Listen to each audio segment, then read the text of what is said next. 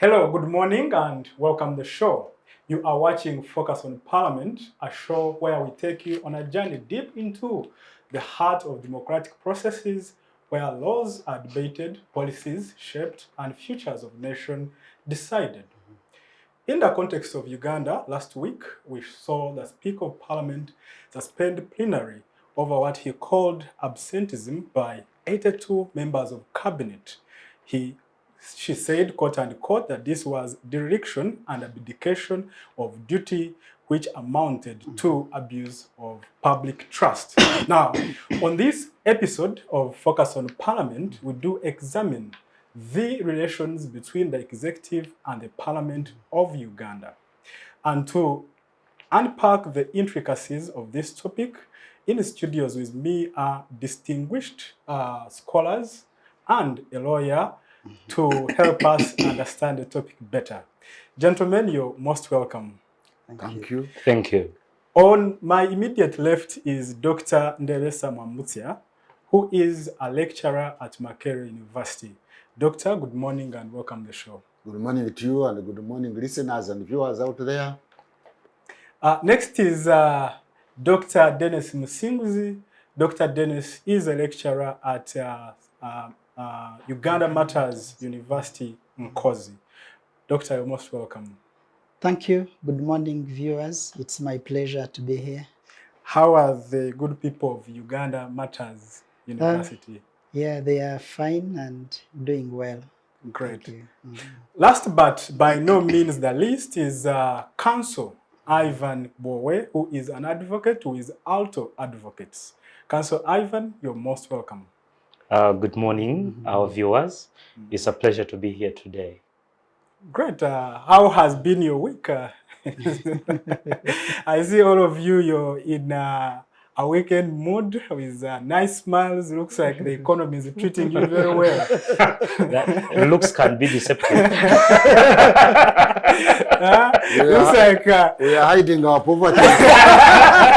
an Smiling faces. ordinary Ugandan watching the show sees nothing but a country that is under very good stewardship. Is that a true reflection of what's happening on the ground? Our future is assured. Sometimes Presumably assured. sometimes you wear a beautiful smile to hide many things that might be going on in the All right. Well, let's dive direct into the discussion of today, and we'll be examining the executive parliamentary relations in Uganda. I mean, we saw what happened last week. The speaker was forced to send the parliament into recess of about 3 weeks, but one of the reasons was that cabinet was absent, and she said that this was a regular practice for cabinets to be absent in parliament for quite some time now, which she says is a practice that undermines the legislative work of the country. But away from that, Professor, you are a teacher, a reputable teacher of political history in this country. I would like you to first draw for us a context of the executive parliamentary relations in Uganda, so that we can begin our conversation from there. Thank you for that question. Actually, let's give it a broader context. Parliament executive relations. You see, the performance of parliament is determined by its history. And parliamentary democracy really evolved from UK.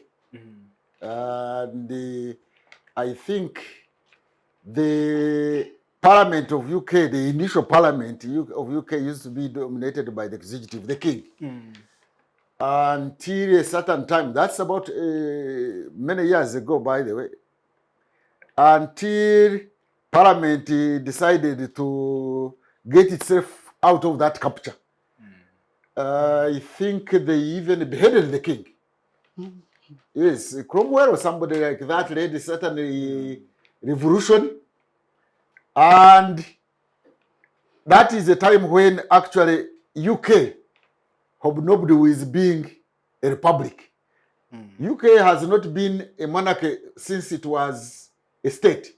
There was a time when it was a republic for about more than 5 years. After they had Parliament had issues with the executive, the king, and beheaded the king, and later on readmitted the king on their own terms. Wow. So from that time, the Parliament of UK has been has sovereignty, some kind of independence from the executive because of that history.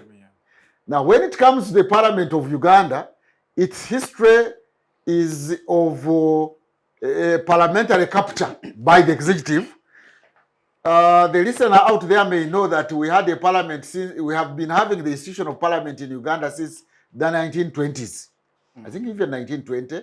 Yeah. It was called the Legico, the Legislative Council. Yeah. But it was That is composed. beginning in 1926, 1920. I think 1920. 1920. Yeah, the order in the, the second order in the council, I think. So it was actually chaired by the governor.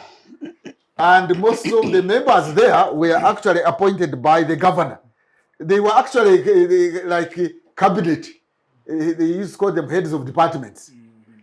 And it was composed of whites and Indians. But gradually from... No natives at all. No Africans until 1940s, when they started appointing Africans into the Legislative Council. But even then, the executive still dominated. Until 1958 is when actually there was the first elections to the Legico, and Africans became the majority, but still it was chaired by somebody from the executive or appointed by the executive, a white, until independence. Right. So you can see that tradition, that legacy spilled over into independence. Now, independence, for a short time, maybe about 3 years, there was a kind of a balance. And if you got the answers, that first parliament, the first parliament performed very well. Never mind that the members of parliament were even these P7 graduates, junior, actually, they used to call them junior. They were primary teachers who didn't even go secondary, but they did very well. They performed very well. But now, after the so-called revolution of 1967, when the parliament again became a captive of the executive, then you started having parliament dancing to the whims of the executive. Because there was threat, some members of parliament were actually arrested, especially the opposition DP members, they were arrested, but even ministers of government were also arrested, and more or less powers of parliament now ended up into the presidency. Moving fast, Idi Amin was not a pretender of democracy. For him, he didn't pretend, so he ran the country without a parliament. He used to have a defense council. Nobody knows how the defense council deliberated issues. And then we had the Uganda National Consultative Council under UNLF government, which came from Moshi, under the Moshi spirit. That is the parliament that has been autonomous of the executive in the history of Uganda. That parliament, that short parliament of Rure and Binaisa was autonomous of the executive. To the extent that the President Rure was actually removed by parliament. I think there was now parliamentary dictatorship under Gumayo, under Professor Gumayo. So moving fast, then of course when Mwanga came in, the parliament again became a captive of the executive. When Obote came in 1980, UPC used to say we shall begin where we ended. So they began from where they ended in 1971.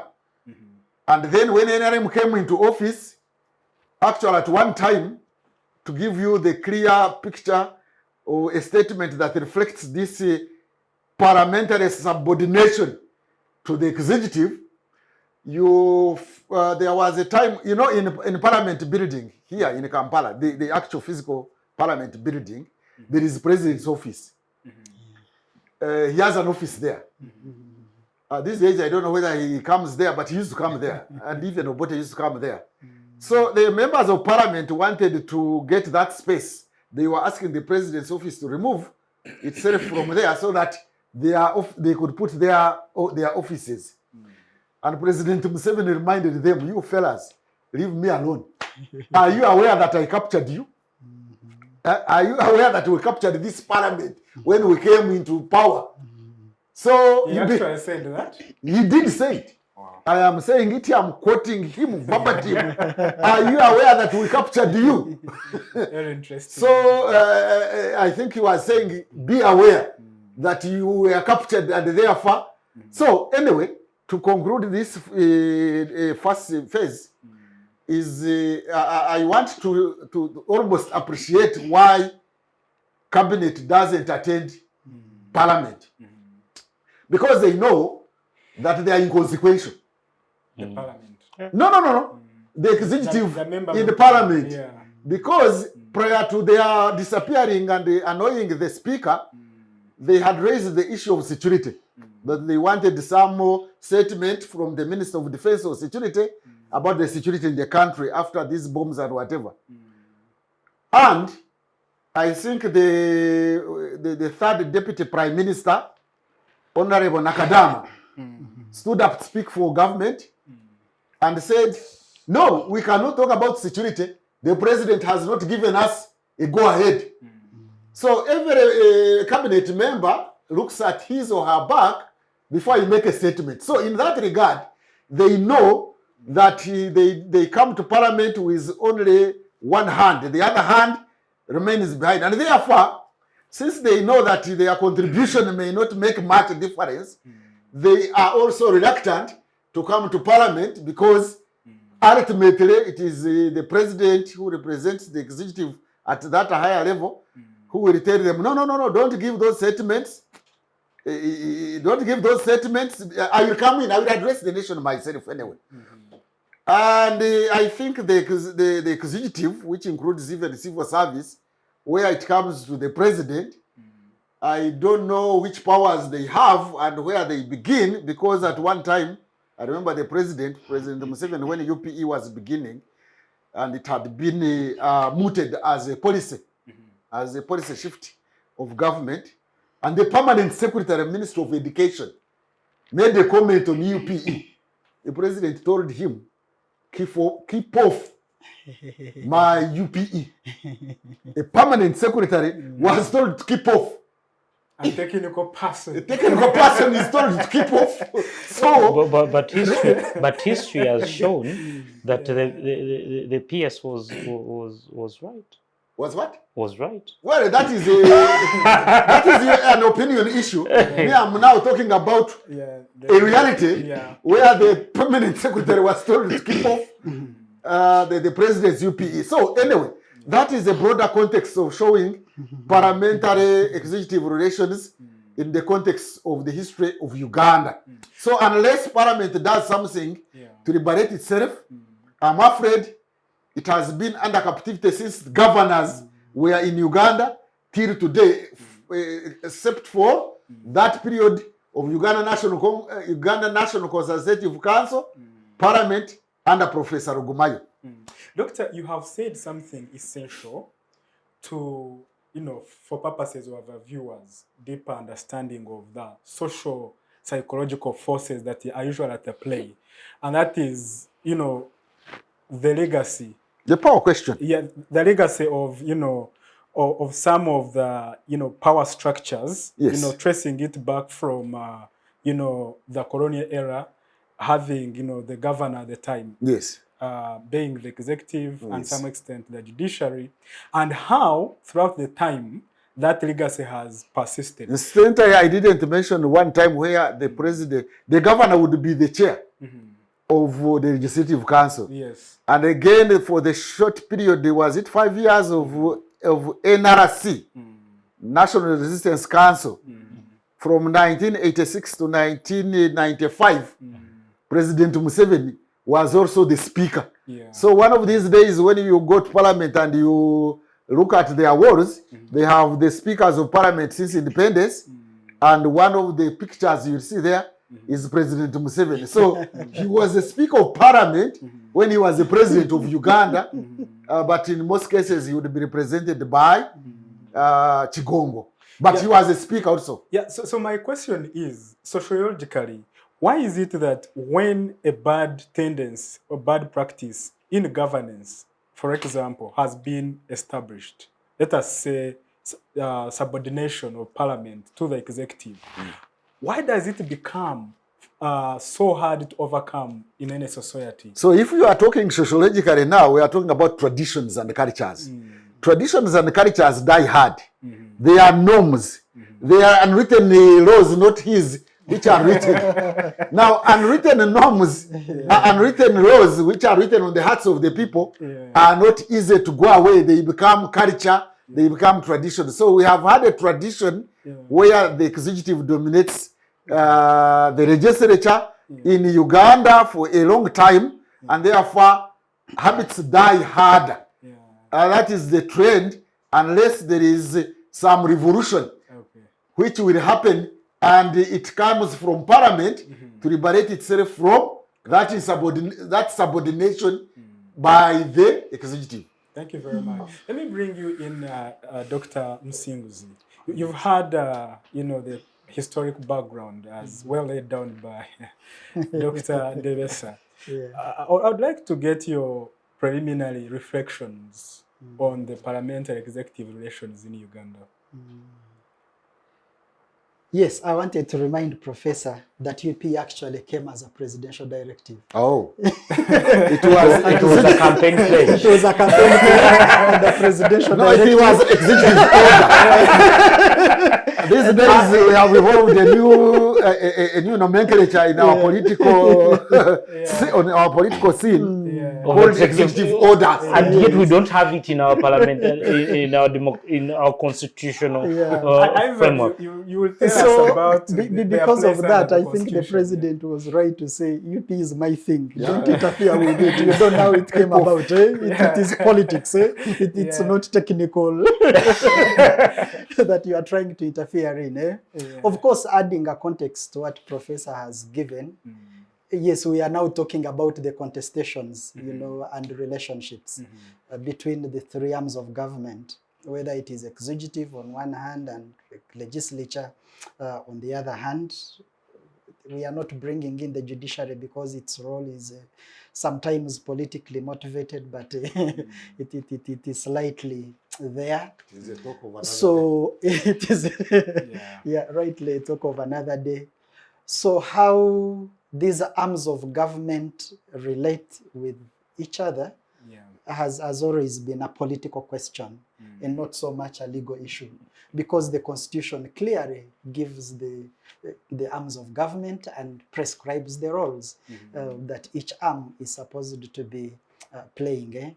But in reality, the overbearing influence and interference of the legislature, of the executive in the legislature, has been, as Professor has ably demonstrated, a permanent future in Uganda's politics, probably because of the history that he has been talking about, and because of that, even the position and the role and the powers of parliament have often been questioned. Adding to what he was talking about, president as speaker, I remember when he was abusing the judges and the speakers, you say you are putting on wigs. What are these wigs for? I was a speaker of parliament. I never put on those wigs. You see, even he says he was embarrassed. He was embarrassed. You see, even that condescending attitude, speaking to a head of the arm of government, and you are even abusing their appearance and their role and their functionality and their rituals. It becomes, quite problematic to begin asking, yes, are we following a constitutional order that establishes these arms of governments with roles? Are we following a political tradition which makes one arm superior than the others? And then those things begin to reflect even the way the parliament is conducting its business.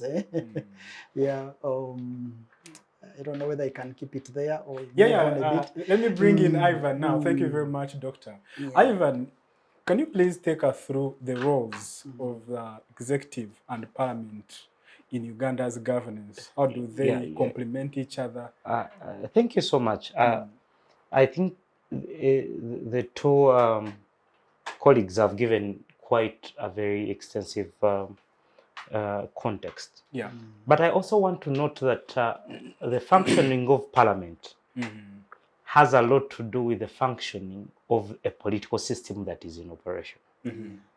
Whether it's a movement system, whether it's a multi-party system, you know, in that context. And to me, you cannot discuss the relationship between the executive and the legislature without also expanding it to the judiciary, because that superstructure is what enables checks and balances. And if the checks and balances are well and operational, then you have a steady democracy and you have proper functioning of the system and government institutions. Where there is dominancy unchecked by one of any, then it's catastrophe. But usually, our history shows us, and indeed all over the world, that it's usually the executive. And to me, it is just a matter of discipline and patriotism. It's and I can say it again. It is in discipline that we have structures in the law that are supposed to help the country move and be governed well, and certain people decide to capture other institutions for selfish interests. So I repeat it, it is in discipline of the highest order, and I have no doubt about that. So in the Uganda's context today, is our parliament the way it is relevant? Does that parliament have even legitimacy amongst the ordinary Ugandan? Yeah, the ones who voted then. I think voting is another, but also history in the previous elections since multi-party dispensation has shown us that very many do not return. Okay. You get. So at the end of the day, is parliament speaking for the ordinary Ugandan, or they are speaking to preserve the status of a particular individual in power? And when you understand that dynamic, you will understand that parliament is a conduit in many ways.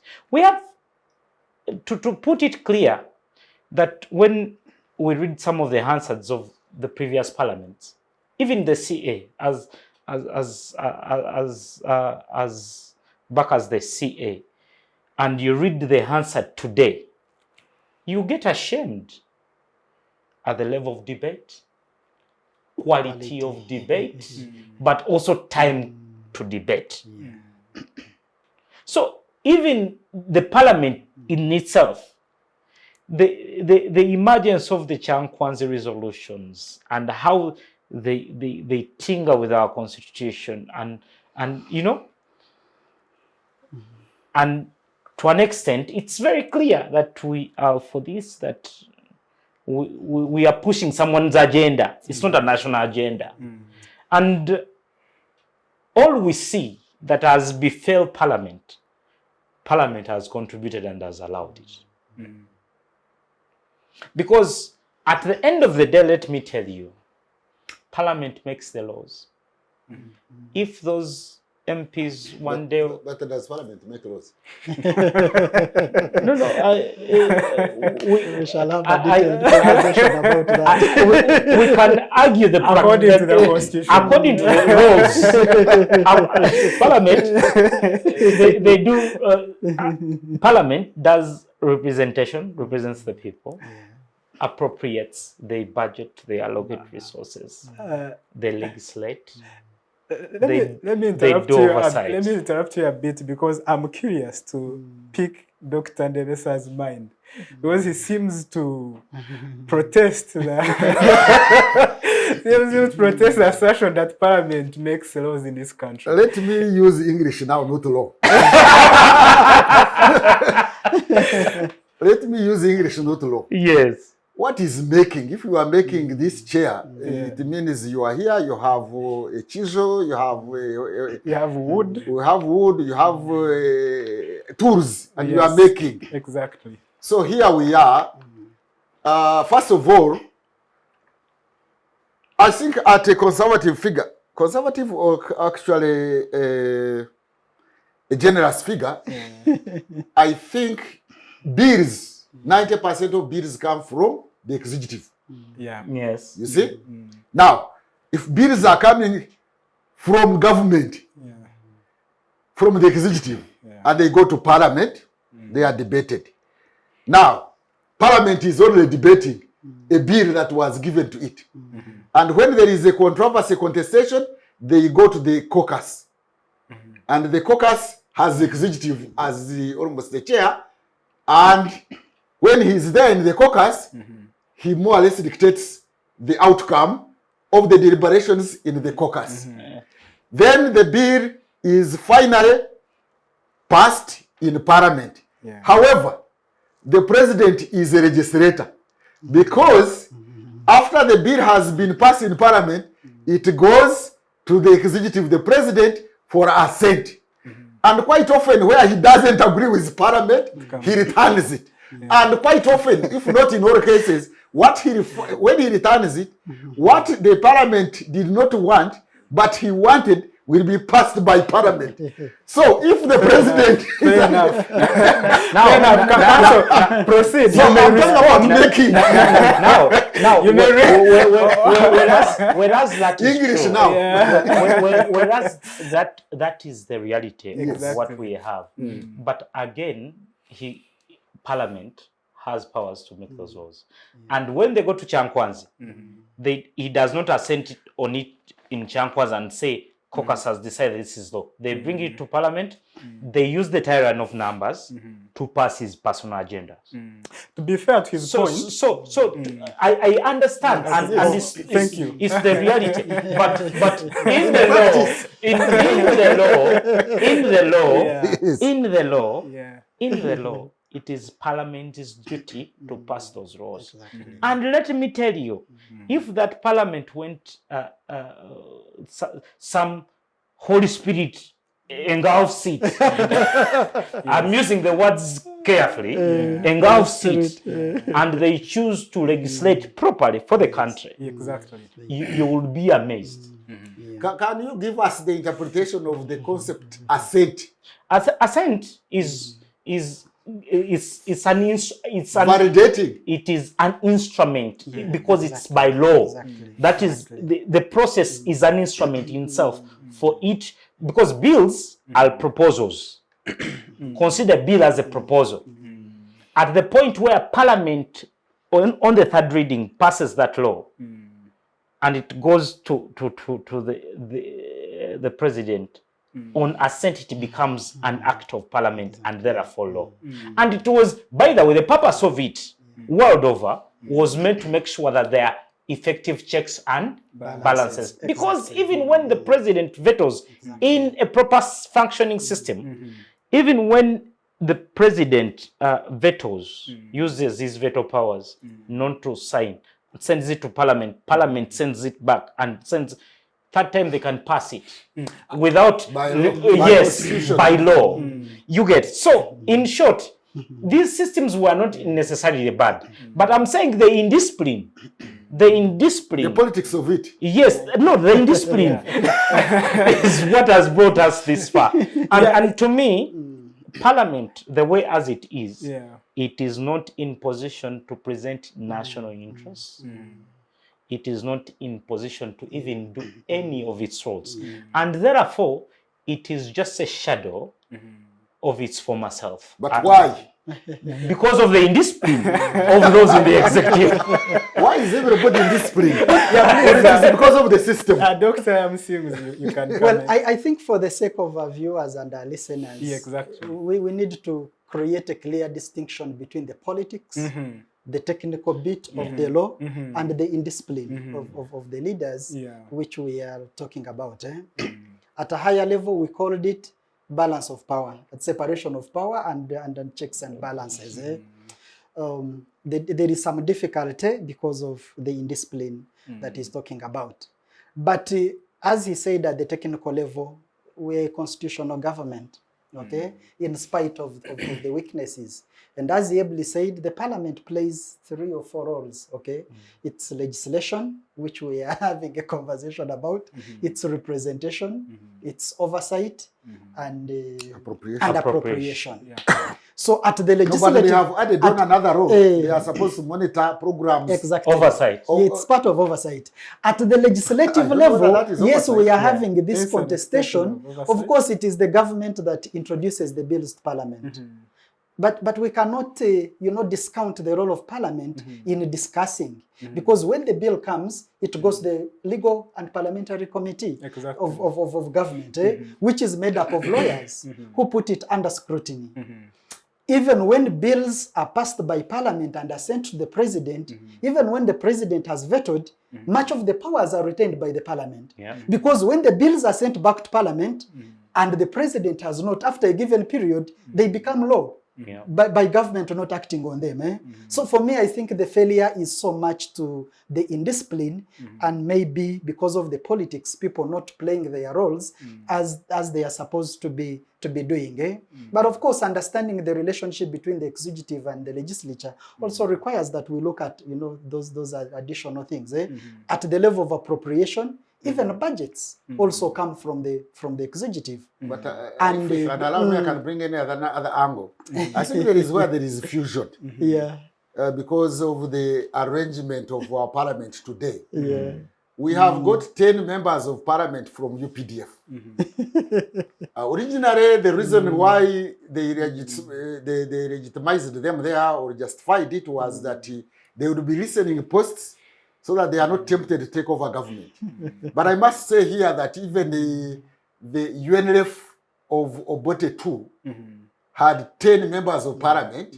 That did not stop Tito Kero taking over power. 10 members of UPDF, the Uganda National Liberation Army. But the equivalent of UPDF. Yes, they were also in parliament. They didn't stop for the overthrow of the government. But currently, the president has in the past told them not to get engaged in controversial issues, especially when they might be undermining the NRM regime.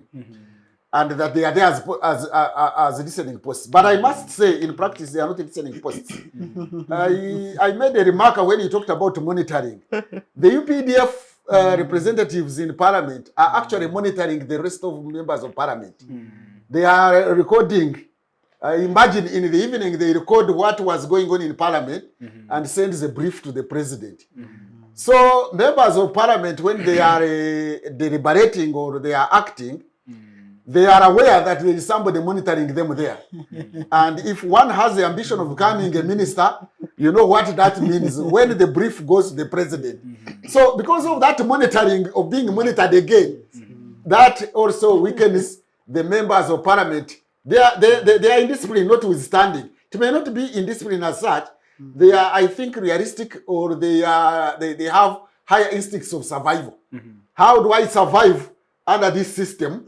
Because when I misspeak when you are there, that is speaking outside the perimeters for which you are allowed.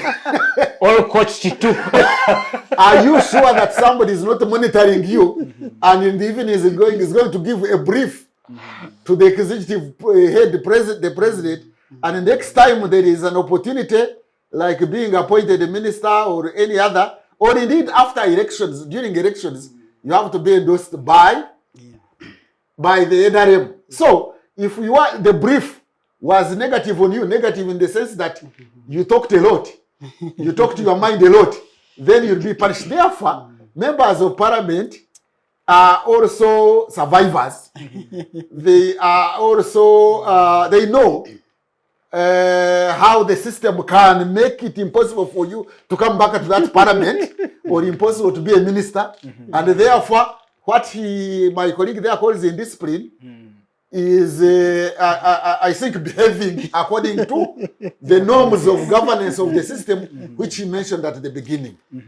If I can continue with my thoughts, at the political theory level, the political values, whether it is independence, whether it is freedom, whether it is human rights, whether it is rule of law, and I don't want us to suffocate this in the context of indiscipline and the survival instinct, which is talking about. We are getting more into why things are failing.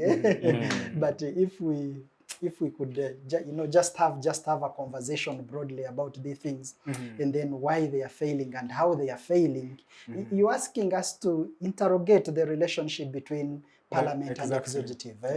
We've pretty much talked about legislation, which also follows to the appropriation, where the budget is brought and it is discussed and passed and eventually assented to. Of course, the other, when bills are passed, the parliament doesn't have powers to implement them. It is the government that should. But the parliament is also concerned, are things working or they are not working. And I think the next role is the example that you've given. It has now become a cardinal role of parliament to enforce the attendance of the executive. Because the executive has been absenting itself, thereby, constraining the operations of government.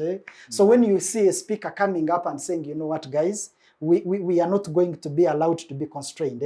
Of course, the other aspect to it is that when the government does not say bring bills, the law gives private members to bring their bills. And we've had a series of bills which are supposed to be government by government, but we see them being introduced by the individuals.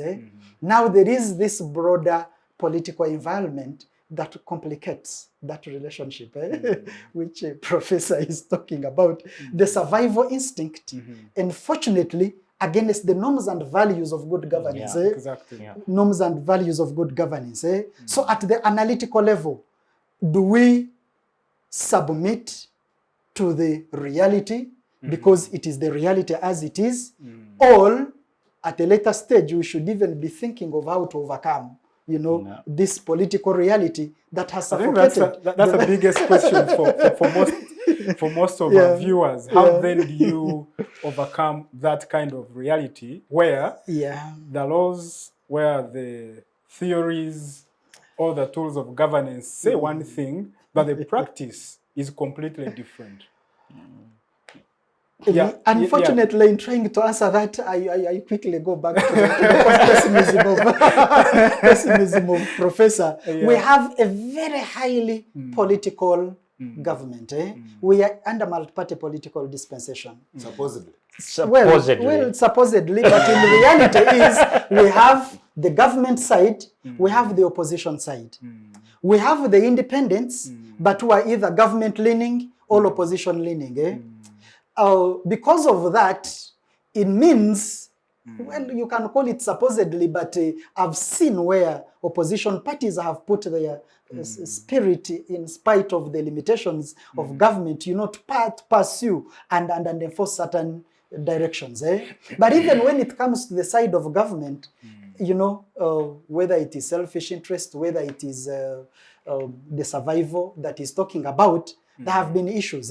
So then you see a Speaker of Parliament who is kind of put in a difficult situation. There is the government to which the Speaker belongs. There is the opposition that also has to have space in Parliament. From Kadaga's time, when the rebel MPs were expelled, the Speaker took her stand, and the MPs kept there. Position. So we cannot say these things are not there. We've had, for example, in the current Parliament, people accusing the leader of opposition for being in bed or close with the Speaker. But the effect is double. While there is a closeness between the leader of opposition and the Speaker, Both government and opposition are complaining. UNUP is complaining, our leader of opposition has been captured. But some legislative people from government are also saying when the opposition comes, some people are taking away our benefits. How that contestation is dealt with to ensure that things are done in the right way, maybe later on when we are going to give recommendations, you've asked for it. I think one of the biggest challenge of Uganda and most of the Commonwealth Parliament is that a speaker is elected from among the members of Parliament. Because being a member, it means they have a side and their neutrality becomes quite complex. When you go to countries like Zambia, a speaker is not elected from among the members of Parliament. It is either a respected former judge or someone with a reputation who is coming to steer clear the business of Parliament without, these interests. So as long as we still have this Parliament which is partisan and which is interest driven, sometimes parochial and selfish interests, it is going to be a bit difficult. Councillor Ivan, the Constitution, the whole scheme of the Constitution is to limit political power. Yeah. And looks, I think when you look at the theory of checks and balances, I think to limit the abuse of power. to limit it, to limit the power. In limiting the abuse of power, you are also moderating the proper use of power. Exactly. Exactly. Thank you very much. So that's the scheme of the Constitution. Yes. But it appears to me that the presumption thereunder is that each of these three arms would be, clothed with enough power to be able to check the other arms. But in the case of Uganda, as Dr. Ndebesa has highlighted for us, there has been historical subordination of the executive, of the parliament by the executive. Do you see things turning around unless we have a government that comes from the minority in parliament? No, I don't think the solution lies there. I think Uganda had an opportunity. But what the framers of the Constitution never saw, they never saw indiscipline that followed the amendment of the Constitution. And they never also, the CA in particular, never listened to the wisdom of people that had warned earlier, like Professor Loko Nyango, in his article Taming the President. So the issue in this case is that initially the president was given a lot of powers. And it was believed that the president was going to act in good faith in a given period of time, and they move away, another president comes in. What they never saw was the indiscipline and the greed and the patronage. And now we are here. And this is going forward with, we have to go back to the prophecy, because the prophecy is there. People had warned, people had written articles before all these you're seeing. People predicted what we are having today in that article I've mentioned. And very many others, the likes of Professor Juko prophesied about government accountability, the officers of the IGG and all that. And if we only go back, we are not in lack of solutions, by the way. But we are just in lack. I am getting to your question. We lack the discipline at the moment. Discipline of the executive or the legislature or both? All. We lack the discipline at the moment. So where can we buy the discipline? To foster, and I don't think that kind of crop of people has the capacity to get to the disciplinary track. So how do we liberate ourselves? Exactly. How do we jump out of it? One, I think fundamentally, I do not want to use words. I don't want to say that we need a revolution, but in my view, it is the only solution that can get away the indiscipline, with hope that those that come in have the discipline and are patriotic enough to lead us back to the proper course of proper governance. Because at the moment, we are not properly governed. And I still insist, by the way, that Uganda is a very beautiful country, but poorly managed. Thank you. We had a fundamental change that produced discipline with the revolution. Dr. Ndebesa, you're the one who traced for us the history of subordination of parliament. And it appears to me that for as long as the ruling government enjoys majority in the parliament, then the fusion of the executive and the parliament want to be stopped. Those are the dilemmas. That's the dilemma which we need to address. Incidentally, I want to bring in now, we have been illustrating using the legislation, but we can also go to resolutions of parliament, which either arise from what is happening in the country or which arise from reports of the Auditor General of the Public Accounts Committee and others. You find parliament making resolutions for government to implement, and government ignores them. Not long ago, you had ministers censored. They are still there, very powerful, doing what they want. So, and parliament is ignored, and they are aware they are ignored, but they just keep quiet. Maybe to use his words, they are indiscipline, and indiscipline has become a tradition. If we can use your word, that it is indiscipline. But I think there is a tradition, a parliamentary tradition of accepting subordination by the executive. You pass resolutions for government to implement, it ignores. And you go for registration, you want things to be registered this way, you go to the caucus and you are told, no, please behave. If you fail to behave that way, they will say, you go and consult the people, and they will give you 5 million to go and consult before you come back. By the time you come back, You've consulted your stomach. you have seen sense. You will have seen sense. You will have seen sense, and you will come saying, oh, no, I think our views were wrong. We were all wrong, and now we have seen light. So you see light in that period of time. So there is a challenge of how the parliament behaves as an institution, and some parliamentarians behave, and the executive behaves, and therefore maybe the recourse now is to citizens. What is the role of citizens? The challenge, however, is that we are not yet a nation state. We are still a geographic expression, and therefore the citizens' role in parliament, parliamentary citizenship. What I mean by parliamentary citizenship is citizens holding parliament accountable, and by extension, executive accountable, is lacking. On that, yesterday in Daily Monitor, there was an article where I marked the argument that professors bring that is bringing forward of us not being a nation state and being a geographical expression. But the question is, at what point do we start to build a nation? Is it that now that we are not, we cannot build it? And actually ask how many years question. of independence?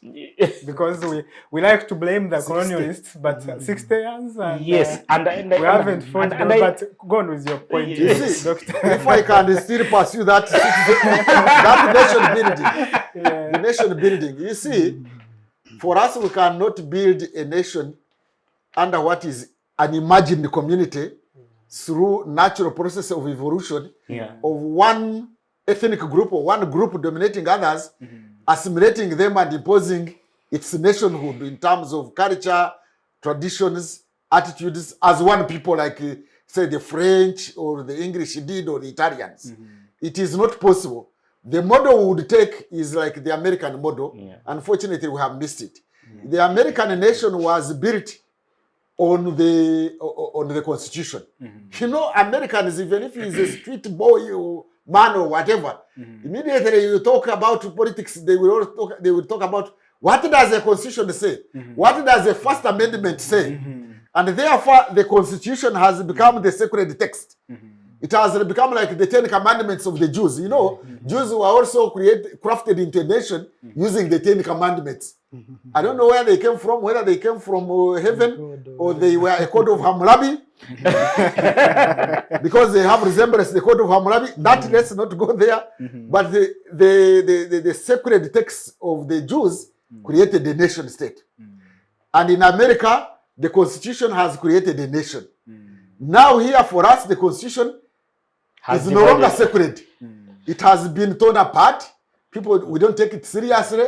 Within a short period of less than 20 years, we have amended it. We have amended the, I don't know, clauses and articles which are more than 100. When constitutions that have lasted 300 years have only had maybe only 10 amendments. We have missed that line of having a document for which all of us would subscribe to, believe in, consider as sacred, and it unites us. We have missed that opportunity. Yes. I don't know which other opportunity we can have. We have the government, especially the government, the ruling party, has more or less refused to have a national dialogue so that we agree on certain principles and values for which we can believe in and use. Whoever goes against them, we call him or her to order. We don't have that. We don't have a national preamble that all citizens can look at, and it brings us together. And we are divided into different ethnic groups. Why I had brought it, by the way, when a group of citizens come up to try to hold the state accountable, both the legislature or the legislature, judiciary, or the executive, then one group will say, it is because you come from that ethnic group or tribe. Then when others speak, they don't look at what you have spoken and look at it in its own right and judge it in its own merit. They will just say, but who is that one saying it, by the way? Where is he from? Where does he which region does he come from? Now we are lost in that mess as a country, and that's why we have remained a geographical expression. But what we are debating here is exposing some of these challenges, these paradoxes, to the citizens to see whether we should take the bull by the horn as citizens and hold those in power accountable. Unfortunately, our power is also not easy to hold accountable. I will tell you why. If you want to know the listener out there. As you conclude, then our power here has become informal. Has become informal. You don't know who has power. There are those who have power according to the constitution and the laws, but there are those who have powers emanating from somewhere else. Actually, they are more powerful than those who are constitutionally known to hold the powers. So that power that is amorphous, that is not known, that is held by somebody who is not formally known, cannot be held accountable. How do you hold accountable somebody who can command a vice president and say, come and meet me here? Professor, yes? Professor, it's the indiscipline. Lack of political will. But we are trying to see where we can procure that will to have these people in this discipline. Thank you, Prof. Let me bring in Dr. Musinguzi. Yes. We've so far discussed what hasn't went well. But for the benefit of our viewers, I would like you to explain to us, ideally speaking, what should be the kind of relationship between the executive and the parliament. Ideally speaking. No, ideally speaking, I think that's what we have already all talked about or alluded to. You know, there has been contestation, people saying the executive should not be in the parliament because of the separation of powers. The separation of power is not that members of executive cannot be in parliament. Yeah, they can be there. You can imagine a parliament with no experience from government and, you know, that kind of thing. And we have already said the Constitution gives the roles and responsibilities. If there was yes. Related to that first argument, yes, that cabinet shouldn't be in parliament, there's a related argument that members of parliament should be appointed to cabinet. Just would like you to combine them and respond to them. I don't know whether that complex will ease things or it will complex. They could make them even a lot more complex. Because if we are already, complaining about executive being in parliament, now we want parliament to go into the executive. I think the structures already within parliament that create that bond the executive and the parliament. For example, the policy analysts in parliament. There are policy analysts in government. And the role of policy analysts is to guide the parliament and to guide the executive on the implementation of various services that the government is doing. The biggest challenge is that almost half of executive is in parliament. I think even more than half. The president appoints members of parliament. But it's also too big. It has become it has become too big. So for me, the argument of appointing parliament to the executive is to make a complex situation even a lot more complex.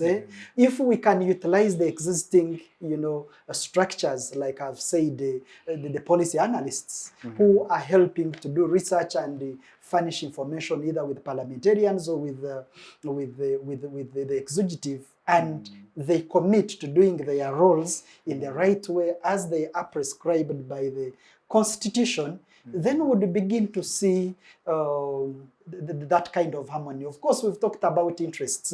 Interests come in and they complicate the process, and especially either party interests at the political party level, or even individual interests by the members of parliament. He has talked about the capacity, the numbers. The parliament is too bloated. Even the committees are practically not functioning. You find parliamentary committee on accounts, parliamentary accounts committee, almost having 50 members. A committee of 50 members, you'll find parliament. It's and any other non-member is allowed to attend. any other is allowed. Again, we're comparing it to the region. When you go to countries like Rwanda, a committee is about 10, 12 members of parliament, and they are functioning and they are working. So I think to get the relationship, there are many things that need to be put right. And Doctor, shouldn't we as a nation require that our best men and women, the best talent we have in the nation, is deployed to do such kind of parliamentary work? Why should we just go around, Yes, you are raising a fundamental question about the qualification and the way we determine which member becomes a parliamentarian. I want to give the example of the Parliament of China. The Parliament of China is not full-time. It is not even salaried. And the people who constitute it are the people with experience, and they have done things. Either they have started schools, or they have done industries, or they have done... Just here Egypt. Just here Egypt. Go and get the qualifications of the members of parliament, and go to the cabinet. And get the qualifications of a person has a PhD in education. He is Minister of Youth and Sports. So because there is no governing.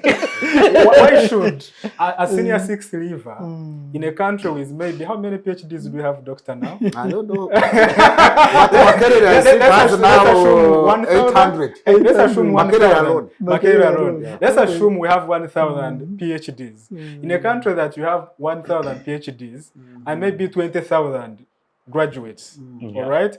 Why should a committee or parliament be chaired by an A-level leaver? Why should cabinet be chaired by an A-level leaver? As you complete your submission, sorry, we have interrupted your point. I think one of the reasons as to why where we are is the indiscipline and the selfish element of trying to. You have to understand why it came to senior six then. By the time of the end of the NRA war, most of the Bushmen had not had the opportunity to acquire education. But they have had now. All right, David, I'm sorry. We have to take a very short commercial break, and when we return, we shall proceed with your submission, Dr. Musinguzi. To our viewers, please do stay with us. The conversation continues.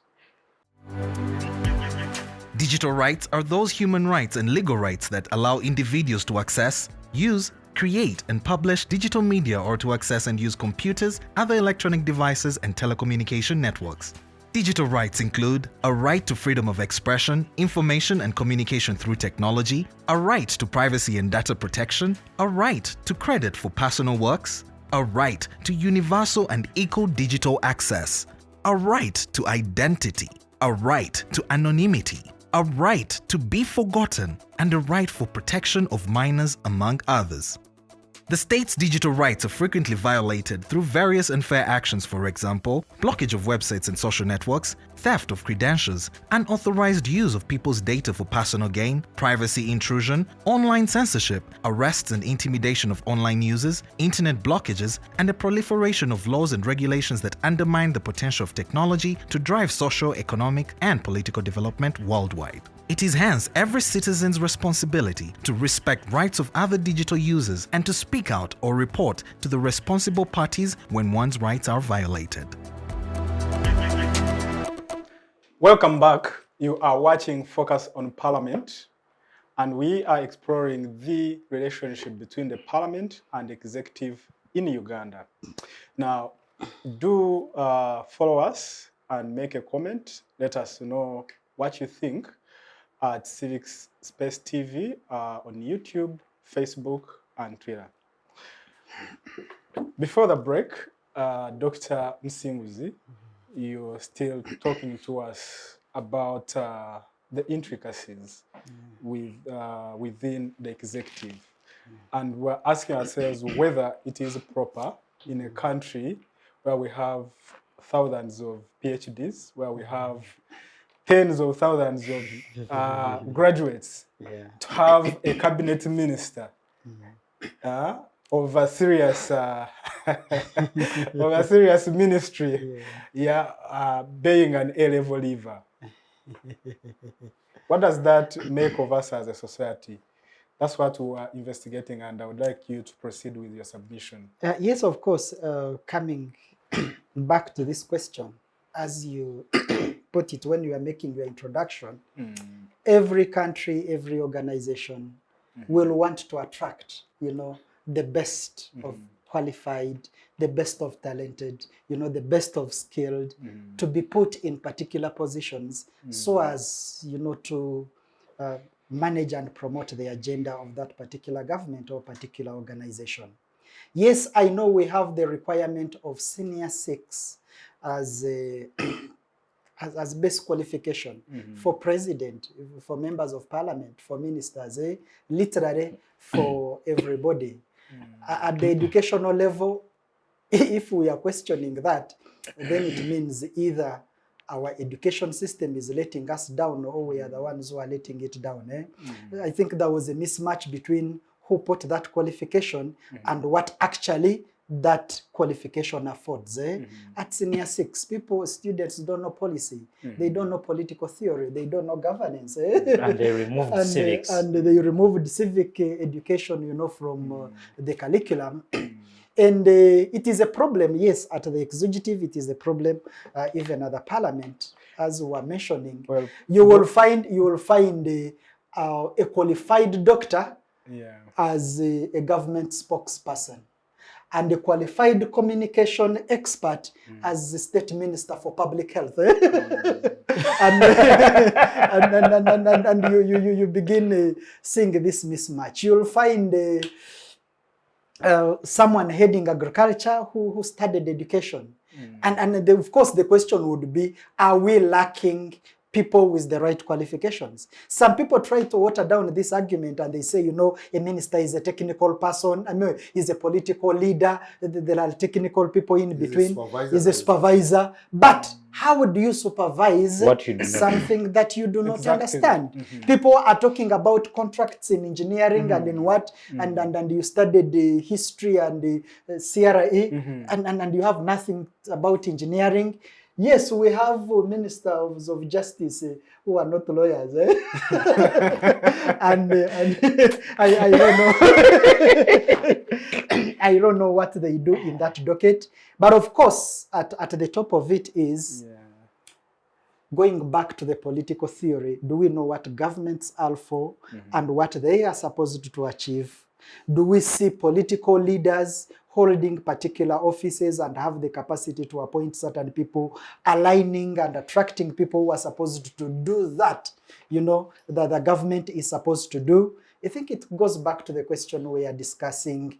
Government ideals, government responsibilities, supposedly government commitments have all been hijacked, you know, by political, parochial, and individual interests. And we see leaders who are not there to serve the common good, but leaders who are appropriating as much as they can before, you know, they get out of those offices. So it goes back. We have a national development plan.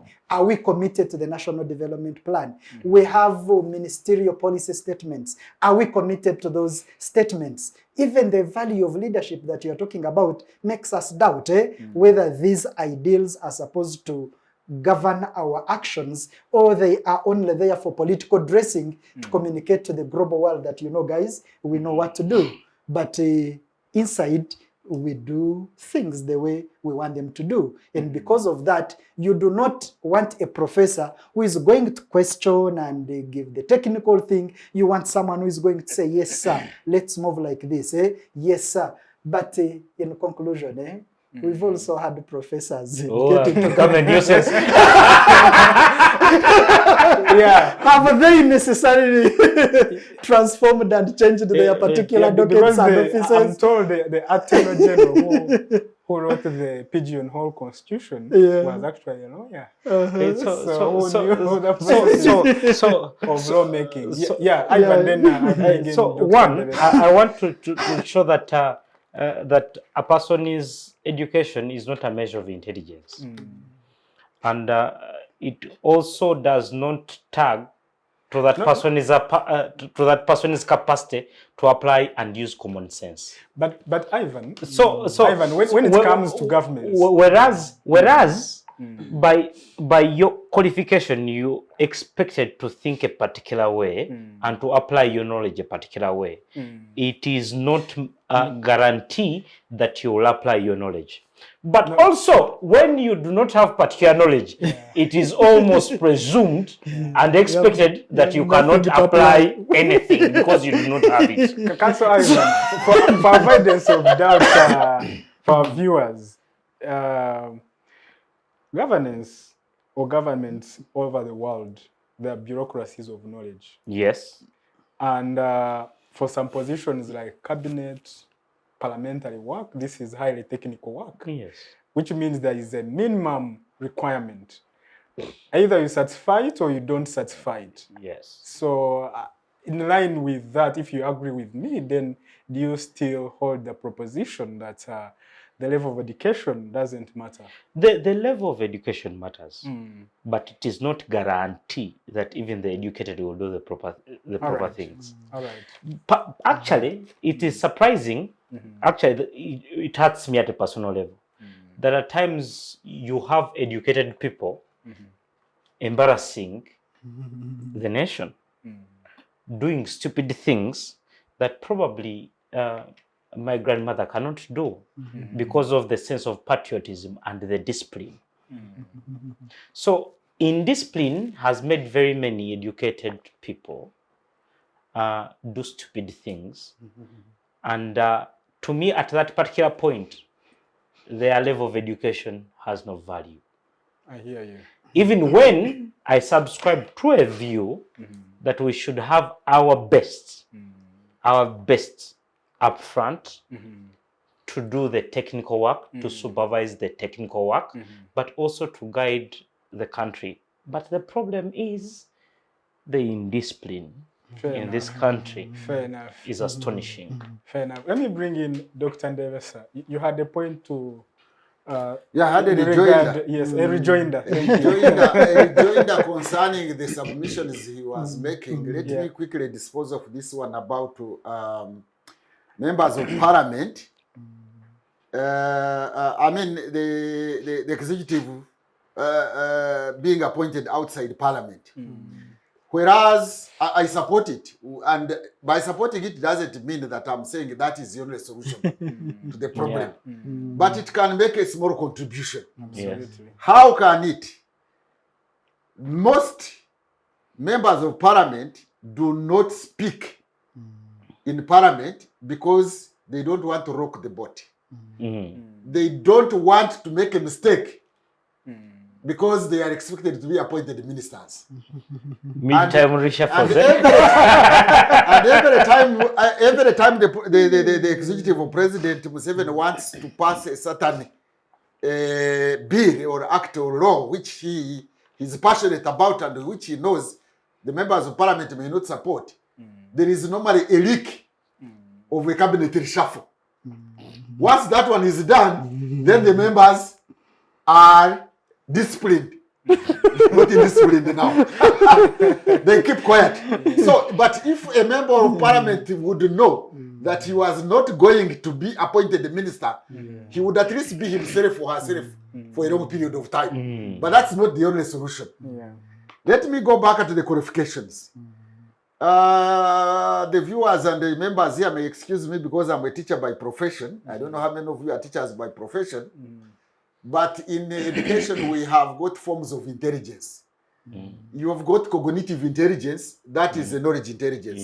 There is emotional intelligence, that is has something to do with your values, your norms, your ideals, your principles.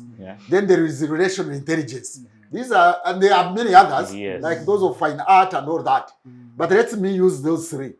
So I partly agree with him that if you have cognitive intelligence, because you have a master's or a degree or a PhD, does not mean that you have the commitment and the passion to serve the public, the general public. You could have those degrees, but you want to serve yourself. And therefore, you are not qualified, you are not a good minister or a public servant. If you are a public servant whose aim is self-service, then you are a poor public servant. It doesn't matter whether you have 1, 2, or 4 degrees. So we have to clarify that one. We have just said here a short while ago that the parliament of 1960s was doing better than the current parliament. And yet that one was full of primary teachers. But the values and norms they held were different. Knowing something, I have said it even here before, and practicing it are two different. There are issues of the head and issues of the heart. That's why I give this example. You find a priest who knows that fornication or abusing children will take him to, he will not achieve salvation, but he goes ahead.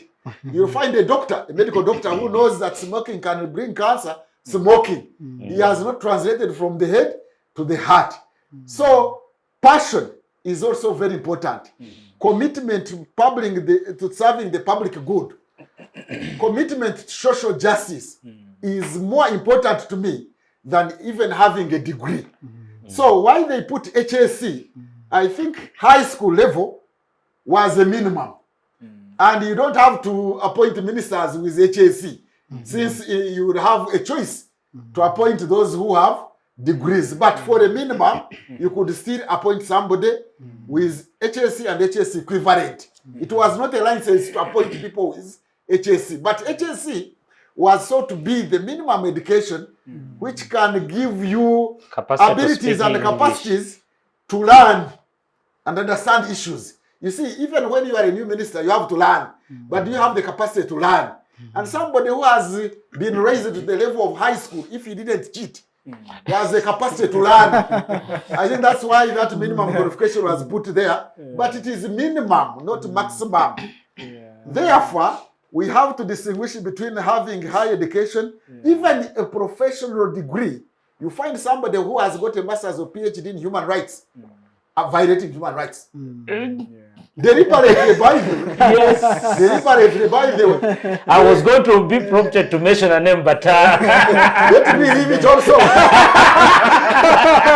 The person has a PhD in human rights. Okay. And a good degree, lower degrees, but when it comes to interpreting the law, he interprets it the other way around. That depends on the norms that the person holds. So the norms and ideals are very important. Even in the public service or employment, you don't always have to look for the qualifications of somebody, academic papers. No. Don't go for papers. Also check the background.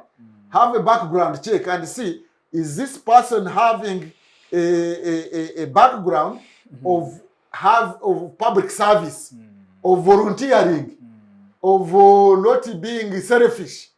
You know, that one is important. What we are lacking in Uganda here is that it appears to qualify to be appointed in high office is to be an extremist. If you can abuse the opposition very highly and disagree with them every time, you're given an award. You are rewarded. You see, in Uganda, we are rewarding wrong things and punishing good things. If you are intolerant, they seem to promote you. You remember the president talking about fishermen and fisherwomen. We don't know which criteria he was referring to by appointing fishermen. And to me, I don't look at it from the angle of what education they hold. But I'm looking at it, are these people who are can sacrifice their self for the public good? Are they people who have got a passion and a passion for serving the public good or a sectarian good? You've heard people talking about sectarianism. There are people who are more sectarian than those who mention it. And therefore, the issue is, who are these people that are appointed in the public service goods, public service positions? Exactly. Are they the committed people who are committed to serving the public or not? Why is it that Uganda is said to have the best policies in the region? The comment, the fun comment is that good policies are made in Uganda, perfected in Kenya, and implemented in Rwanda. What is it that makes Uganda's good policies not being implemented here? Where can we procure that commitment? In discipline. But you see, that in discipline, you have to explain where does it come. It comes from the system. And it's at that point, it comes from the system. Where I would like to bring in, thank you, Dr. Ndebesa. Yeah, but let me conclude this. The discipline is talking about is systemic. It is not necessarily in the body. It is not that Ugandans have indiscipline by nature. It is the system that conditioned them to be in discipline. If being in discipline will promote you, then anybody else will try to be in discipline so that he is also promoted. So if you reward in discipline, you'll have more indisciplined people. If you punish in discipline, then you'll have more disciplined people. So the issue is systemic.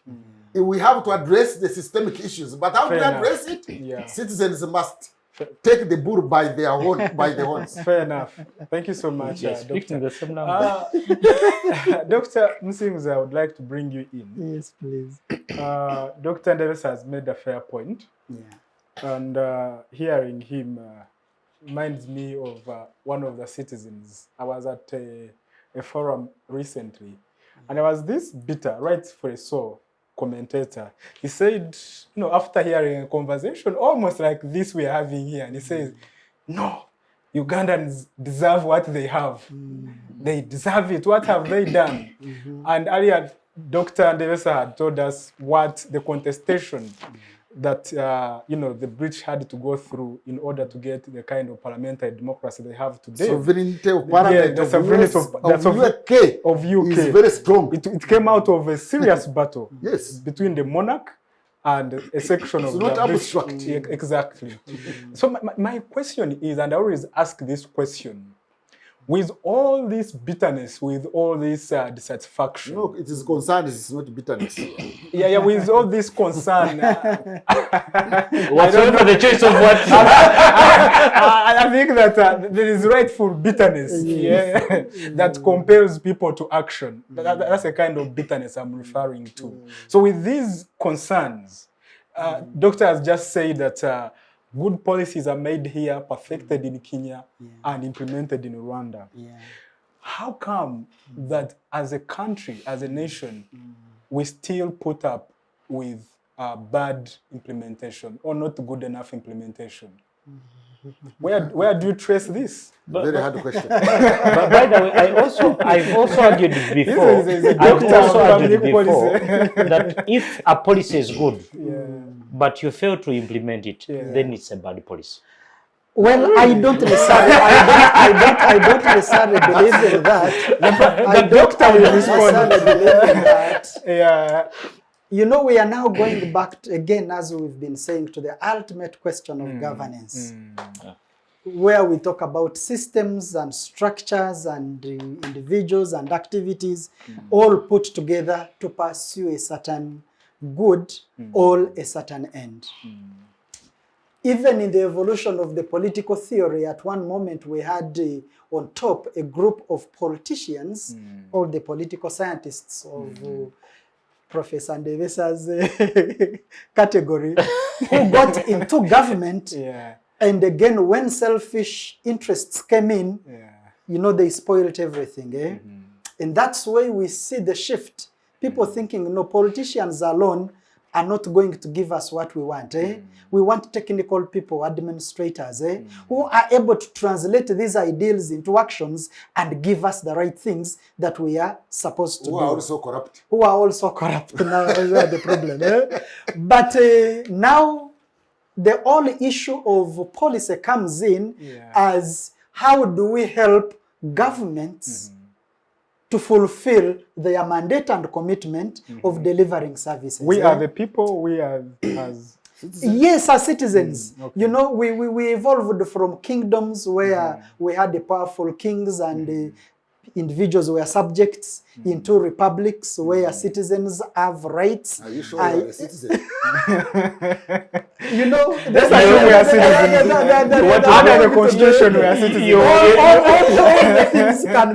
All the things can be contested and challenged. About citizens. You're protected, doctor. You know, yes. Everything in Uganda is for the sake of the ideals. That is not a serious fun. You know, by the way, it's for the sake of the conversation, it is important to know that we have laws and government arrangements which create citizenship. Okay? Yeah. You mean written laws? But no, forget. Laws are written, they are also implemented. There are unwritten laws also. There are also norms and unwritten laws. So the question of citizenship, the realities of it can be contested. But the fact is, yes, I am a citizen and I have certain entitlements. That's why I will lay certain claims. That's why I will ask him to represent me in a court when I feel my rights have been curtailed. At least there you will not say you are not a citizen, you don't have rights. No, that is you cannot even. We are talking about what's part of no problem. Let us allow Dr. Musinguzi to make his point. Let me build my point. Then because again, as I was saying, you see, to help the viewers, to locate where the problem is, we need to know what is the ideal situation. The ideal situation is that Constitution gives us the right to citizenship. But in reality, we have people who have hijacked, you know, this freedom and right. Then we can now begin, you know, listening to this.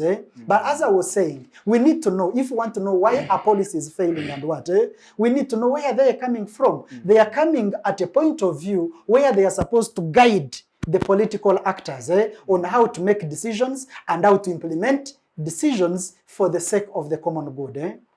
Now, policies originally and essentially are instruments of service delivery. That's what they are supposed to be. In functional democracies, in functional governments, that's what policies do. But because we are living in a country that has so many dysfunctions, policies are no longer instruments of service delivery. They have become political tools. And because they have become political tools, that's why all the policy proposals are coming in the election year. Either a year before election or a year after election, or use that. From Intandikwa to Plan for Modernization of Agriculture, Poverty Eradication Action Plan, to Youth Livelihoods, they all come at the time of elections. And they die after elections. Meaning our policies are failing, not because we do not have the capacity to make the right policies, but we do not have the incentives for implementing them the way they are supposed to be implemented. The incentive structure changes, it rewards corruption, it rewards That one. those who are supposed to be systemic. So now the policy is just a dressing that is out there to demonstrate to the global world, to the donors, to wherever, that we know these things, but it's a ritual. But in reality, it is the interests of the power holders and the power blockers and those who are, distributing it here and there. So because it has shifted from being an instrument of service delivery to a political tool, then policy is there to serve not service delivery interests, but political interests. And once the political interests have been achieved, the things of policy failure becomes academic. Fair enough. I think that you've hit the nail right on the head. Let's shift the gears a little bit and focus now on the role of opposition members of parliament, in parliament, specifically in their oversight and accountability role. And I would like to begin with you, Ivan. Do you believe that the opposition has done enough in holding the government accountable within their constitutional provisions? You see, ideally, opposition is in parliament has the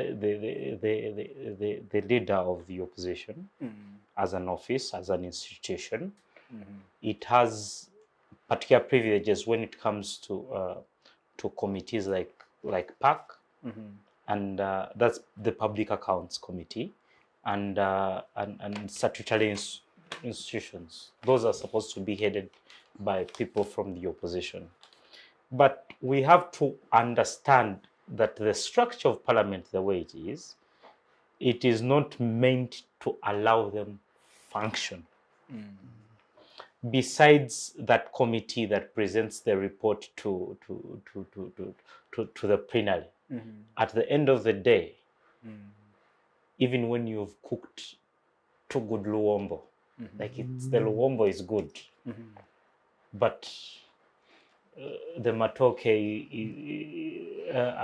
we say in Uganda, gakonye, like when the millet is bad, it's not ready. So the whole meal at the end of the day will not depend entirely on the quality of the luombo. And for those that are supposed to eat it as a meal, will say the cook was bad or the meal was bad. So the opposition, I'm not saying the opposition has the best quality of legislators, by the way, because we have also seen some lukewarm, some unprepared and funny legislators from the opposition.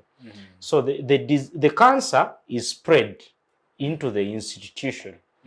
And because of issues of capacity, quality, I think it becomes very unfair to say the opposition has not performed or to say that it has performed, because it cannot perform. The environment is so toxic that even the good ones are meant to be bad. And when it comes to collective responsibility as a house, we do not separate NRM MPs, opposition MPs. We say the entire parliament as an institution. That sounds like a justification for their failure. No, it's not a justification for their failure. But I'm saying I am not in my in my honest analysis, I will not stand here and stand here they have performed or they have failed. I will say the parliament has failed. And as I've said, earlier, as I said, but assessing them in their capacity as members of the opposition and the parliamentary structure allows them to chair certain committees like PAC, like COSASE, and others, and then which they can when they chair them, when they chair them and they've held meetings, just like PAC has held meetings, statutory institutions has held meetings, just like the Committee on Energy and others, then what? You get? Then what? Because at the end of the day, it is not that Parliament, the purpose of committees is to make work easier for the plenary. You get? That reports are made, they are laid to the plenary, plenary takes action on these reports. I am not shocked as to whether they go ahead, and we've said that even those committees are too big for anything sensible to come out of them.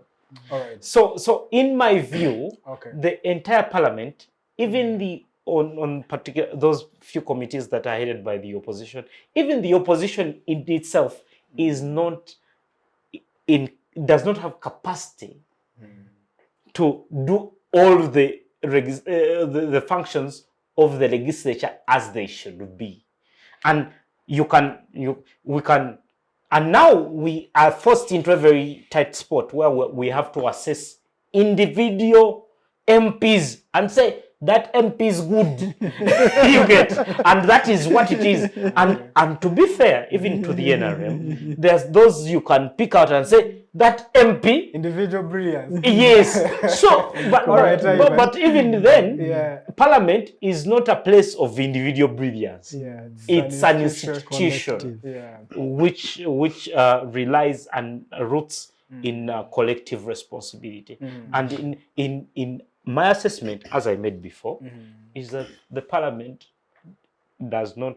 is not speaking for the ordinary Ugandan. The Parliament is incapable of doing any of these functions. Great. Let me bring in Dr. Denis. What is your assessment of the performance of the opposition in Parliament? In lieu of what we've already talked about. I don't know if I will be any fundamentally different from what Ivan has already said. Of course, for the sake of the viewer, is that whether contested or not, our system provides for the lead of government business and the lead of opposition. We have the mainstream cabinet, we have even the shadow cabinet. These shadow ministers are paid, they are facilitated. They are even given researchers, you understand, to help them do certain work and perform certain functions and create the alternatives that we are talking about. My little frustration is that the shadow cabinet has remained shadow, as the name puts it. We do not see any overarching research coming in or excellent proposals being put forward. Whether that is as a result of the structure of Parliament, which Ivan is talking about, it is something that can be, debated and contested. At the parliamentary level, for me, I'm even a little positive and excited that the Speaker of Parliament, especially the current and even from Kadaga side, they have tried to create some space for the opposition to air out their views, to make their presentations, and to do, perform some of these roles in functions. Other committees, I think they are doing the best they can in the circumstances. At the ministerial level, when Mama Mabira was still Shadow Minister for Environment, we saw the leader of opposition in the very last plenary, before Parliament was sent into recess, he came up with a report which had a compilation of what he termed as a gazillion of issues from opposition that cabinet had not responded to. I know some of the technical people, policy analysts from the opposition. I know they have done, some very good research, and in responding to government documents and government policies and what, I think the current opposition has done, I would rank it better than the previous oppositions, in terms of the technical work and responding to, yes, they have done so well, by the way. I'd like to hear the opinion of Dr. Ndebesa, but go on. Well, you need, I think, to follow some of the specific proposals they are making in field of health, and particular policies. The challenge is that most of these things are discussed at the committee level, and they don't come too much into into the public space, and it requires someone who has been following the parliamentary presentations, okay, to see the reactions of the speaker, the kind of proposals that they have put forward, the complaints you are talking about of government not responding, even to some of their proposals. But overall, I think the opposition led by Honorable Matthias Impuga, has performed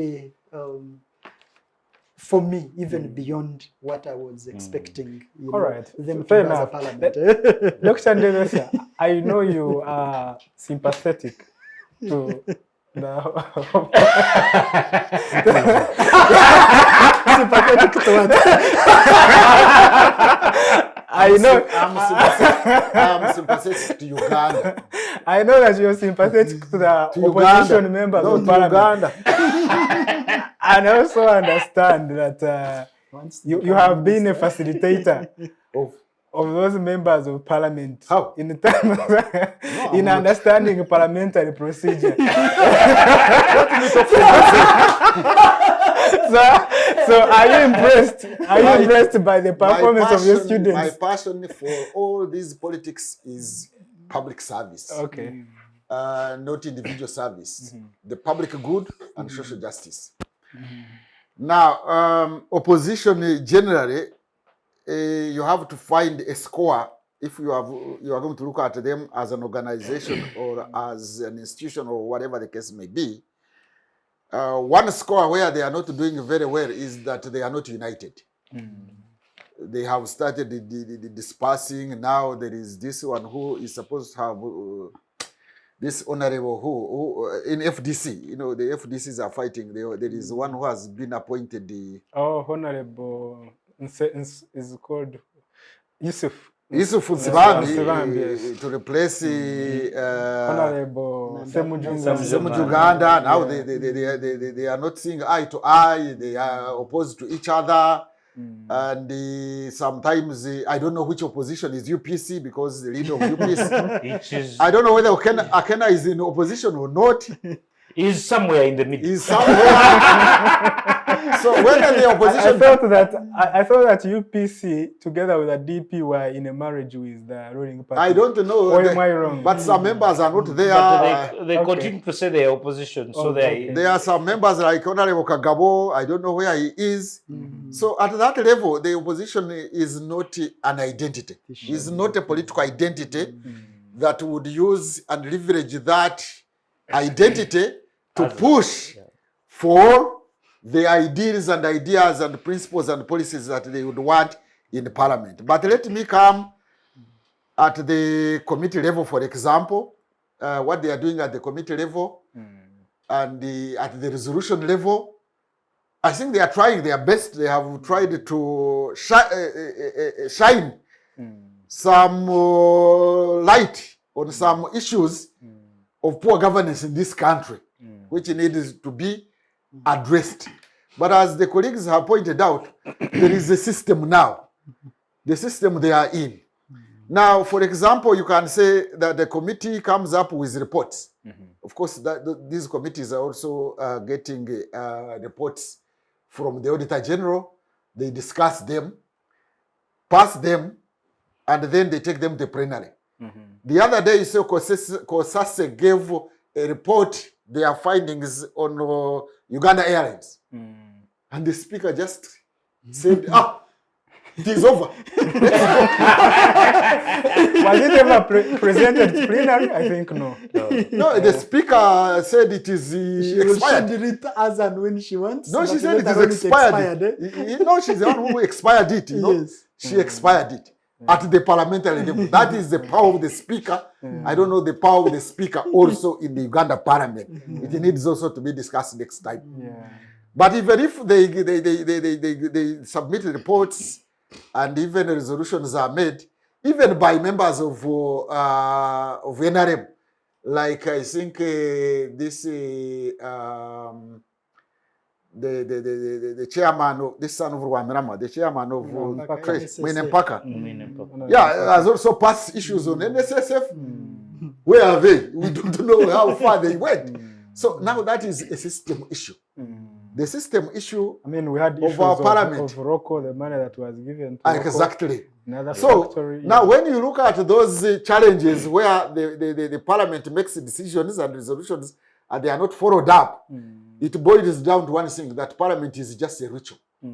It is just there in order to show to the donors and the international community that we are a civilized community. And that we have a parliament, and therefore, because we have a parliament, we are members of a civilized community, we can have a place at the UN.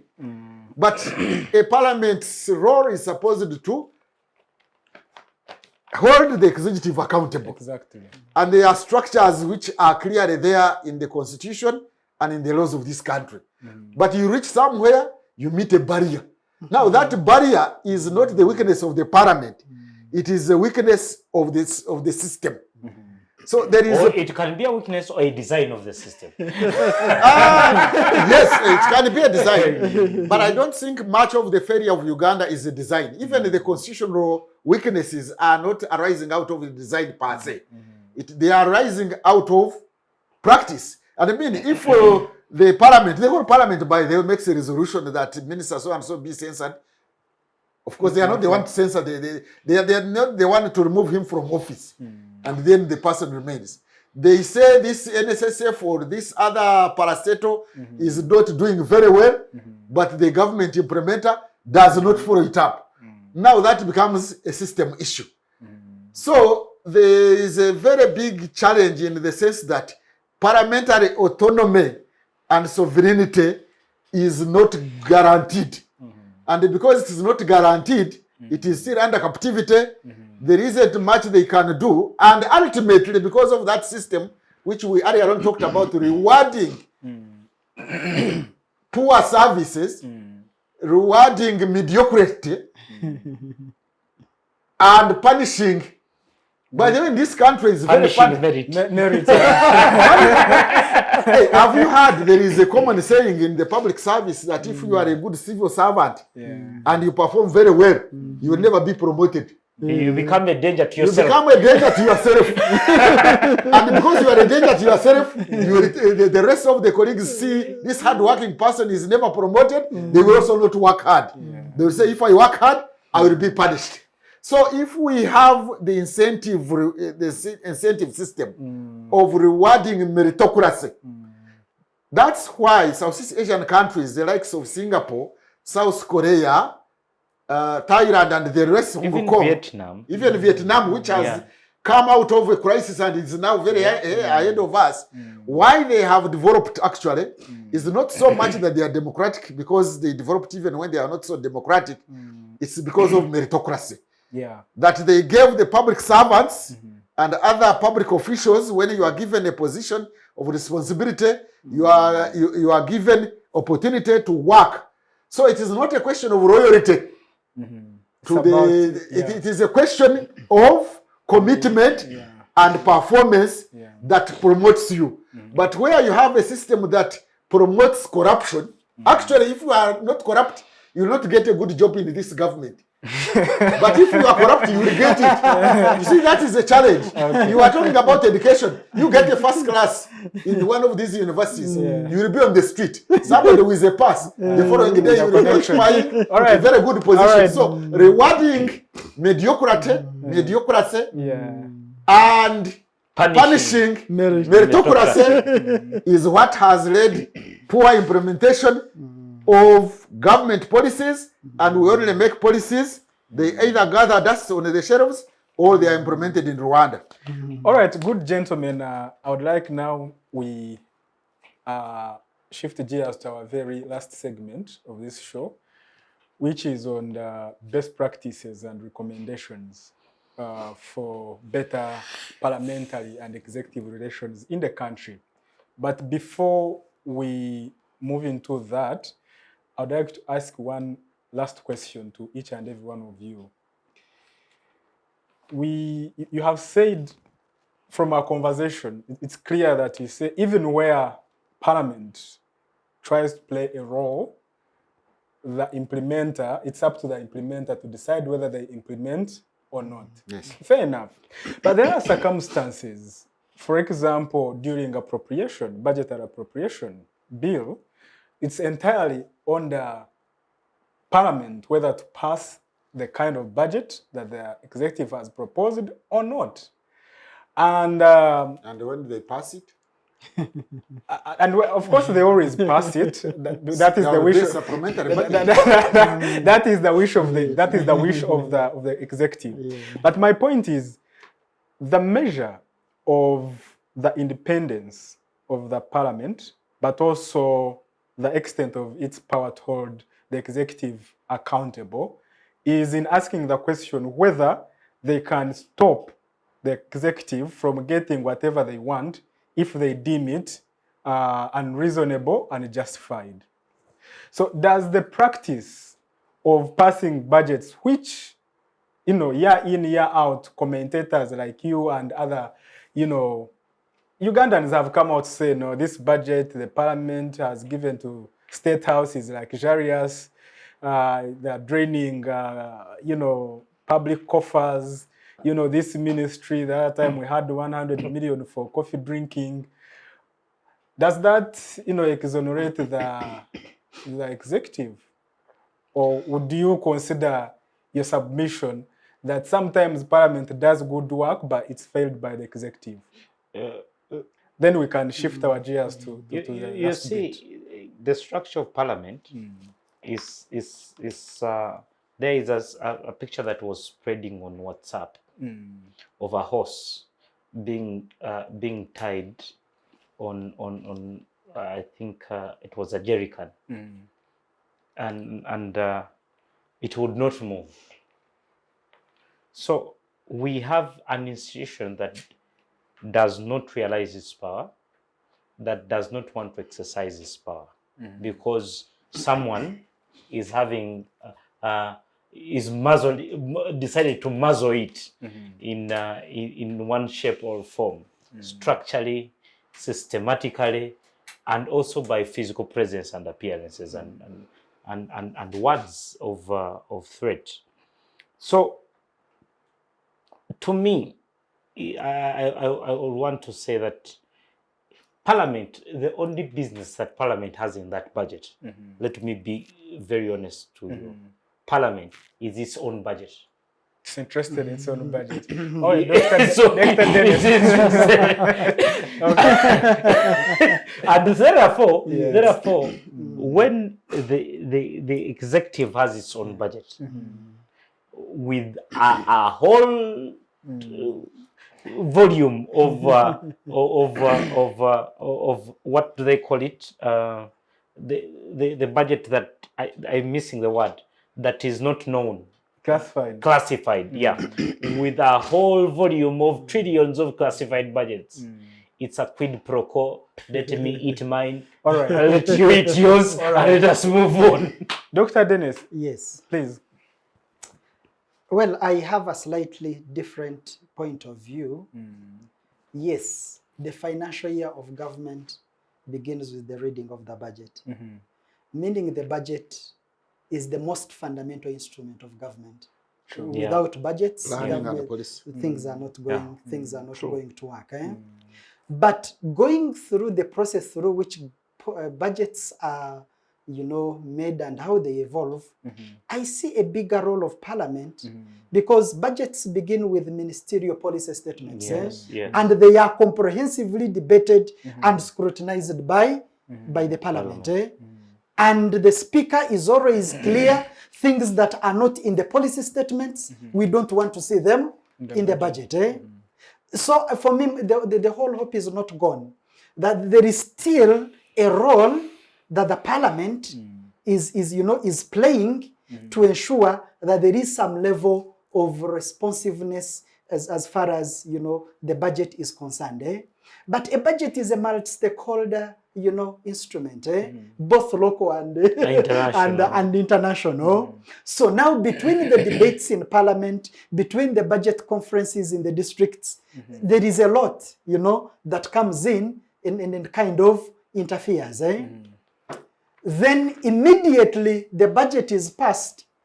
He alluded to it. Within the first month, you see supplementary budget. And then you begin asking, hey, I saw the debate on policy statements. I saw the debate on planning. I saw the debate on insistence, policy statements, policy, ministerial policy frameworks should be consistent with the National Development Plan. Exactly. And should be. Then you begin wondering what goes wrong within the planning process that within 1 or 2 months of the budget implementation, you already see an array of so many. Yeah. So then that means we begin to question if even the process, much as there are these, structures put in place on how the budget is debated and how the final document called the budget comes in, the kind of priorities that it addresses, the sufficiency of the money that is put in, and other priorities that may not have found themselves in the budget, but they have, to come in very quickly. For me, that's where the details of, All right. We are running out of the time. Appropriation Act, which is the budget actually, is the most important law from the Constitution. Yeah, and in my view, it is one of those classical cases where the Parliament has an opportunity to hold the executive accountable, where they don't need the implementation aspect of the executive. Yes, sir. Oversight on performance. Budget is about allocation of resources in the country. Appropriate allocation of resources, prioritizing that allocation, which already comes from the executive, and therefore somehow the executive biases the direction through which the budget is going to go, because it's already biased since they have already put it there, and you can only from the ministerial statements. That's what you can debate. However, you have the opportunity to question some of those allocations, take them to a different direction, and I think Parliament is doing its work to a certain extent. The challenge comes in when this budget along the way is distorted.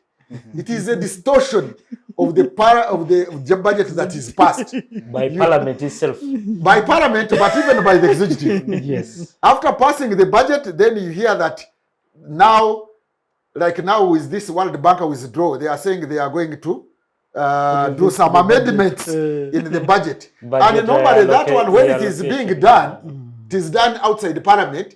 And then they bring it to Parliament to pass retrospectively. Is that the English word? They are to pass it retrospectively. I think you and me have heard how government has used the money the way you talk about the kind of amendment that is going to happen to the budget reminds me of the road patching that goes on in the streets of Kampala. Where they put soil. the way they patch the road, you make it sound like that. So you find the budget is distorted, and then when money is spent without going to Parliament, then the proposal is brought to Parliament to pass retrospectively when the money has already been spent. So the distortion of the budget is not within Parliament, it is outside the Parliament. But the issue comes when the Parliament, when it reaches Parliament, why doesn't it sanction the executive? Maybe that is a design of Parliament, because Parliament maybe was not designed in such a way that it has a capacity to sanction executive, but even if it wanted to sanction the executive, when they are called into the caucus, Chankwazi General Assembly. Caucus doesn't have to go to Chankwazi. They meet somewhere here in the town. When they go there, they will beat them to order. And if you fail, then they will announce a cabinet reshuffle. They will announce a rumor of a cabinet reshuffle, and then they will beat you to the line. Okay. So I think Parliament is doing its work in that appropriation and even in accountability. But there is a system in which Parliament is also operating, which also affects their minds because it rewards the system. The overall system rewards mediocrity, and punishes meritocracy. So when you are in such a system and you are not committed to doing whatever you do and sacrifice, you will say, let me do like this and survive the next election. You secure your future. All right. Let me secure my future rather than working for the general good when everybody else is not working for the general good. You see, fair enough. That is the challenge we have in this country, that even those who want to do good, when they realize that the others are not doing that, and those who are doing negatively are being rewarded, then you also follow the rest. I think that's a fair point. And secure your future. Gentlemen, let's conclude with best practices and or any recommendations that you may have for our viewers for the improvement of parliamentary and executive relations in the country. And we'll start with you, Councillor Ivan. One, I think we have to restructure the setup of our executive and the setup of our parliament. I believe that the structure of our executive currently and the structure of our parliament, we each have 1 minute, please, gives us no opportunity to thrive as a country. And actually they are a burden to the country. And the same model should go on into even the local governments. The cost of public administration is too high for no good benefit. And we should also learn and unlearn bad practices we should learn practices of rewarding merit, but also unlearn the bad practices and the indiscipline of rewarding mediocrity. Thank you. Dr. Denis Musinguzi. Yes, 2 or 3 things. As I said from the beginning, we have a constitutional order that creates these arms of government. If each one can stick to their roles, it's difficult, but it would be immediately one of the solutions. In restructuring the parliament and the executive, the size of the parliament has to be thought about. The current parliament is not going to deliver much, in spite of the of the commitments that they will put in place. And as I had alluded to earlier, I'm still thinking of a manager to manage the parliament as the speaker, appointed from outside among the members of parliament, so that you do not come with the burden of being NRM or being opposition, but an independent, kind of arbiter who keeps the parliament to perform its role without the burden of the interests of parties. Thank you very much. Yes, Dr. Ndebesa. I must say there is no easy solution. And there is no one solution.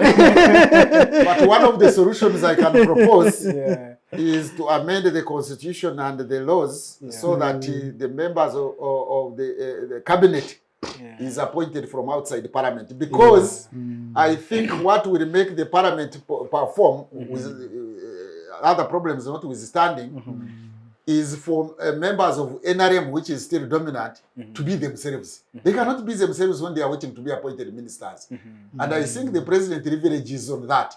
He knows that these fellas are waiting to be ministers, It's a carrot. and they have to dust the They have things submitted in their applications. to the executive because anybody is a candidate. But if members of NRM would know that after all, once I'm in parliament, I cannot be a minister. I think they will be themselves and they will work for the public good. Great. Yeah. Dr. Ndebesa Mwambutsya, Dr. Denis Musinguzi, and Council Ivan Bwowe, thank you very much. Thank you indeed for honoring our invitation. It's been a thrilling and engaging conversation. I hope that our viewers have found it engaging as I have found it. Thank you very much for always tuning in. You've been watching Focus on Parliament, and I've been your host, Harris Ocampo. Until next Saturday, from myself and the crew, we wish you a very nice weekend. Bye-bye.